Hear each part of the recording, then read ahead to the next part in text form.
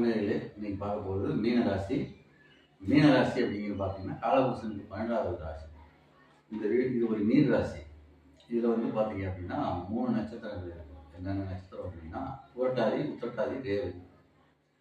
இப்போ இந்த ராசியில் பிறந்து இந்த ராசியில் நின்று ஒரு கிரகம் தசாபதி நடத்தும்போது அப்போ தான் வெளிநாடுலாம் போவாங்க. ஏன்னா இது ஒரு நீர் ராசி. நீர் ராசினா இப்போ கடல்லேருந்து வெளிநாடு போகிறதெல்லாம் அந்த ராசியில் நின்று ஒரு கிரகம் தசாபதி நடத்துனா அவங்களுக்கு போகிறதுக்கு வாய்ப்பு இருக்கும். இதில் பார்த்தீங்க அப்படின்னா 3 நட்சத்திரம் இருக்கும். 3 நட்சத்திரம் வந்து புரட்டாதி, உத்திரட்டாதி, ரேவதி.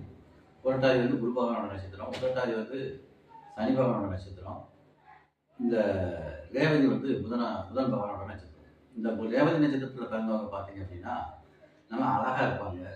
அதில் சில பேர் என்ன அப்படின்னா திருமண வாழ்க்கை வந்து ரொம்ப கஷ்டமாக இருக்கும். சில பேர் திருமணமே ஆகாது ரேவதி நட்சத்திரத்தில் பிறந்தவங்களுக்கு. சில பேர் திருமண வாழ்க்கை கொஞ்சம் கசப்பான அனுபவங்கள்லாம் சந்திக்க வேண்டியிருக்கும். நன்றி நேயர்களே. அடுத்த பதிவில் பார்ப்போம். சப்ஸ்கிரைப் பண்ணுங்கள், ஷேர் பண்ணுங்கள். நன்றி.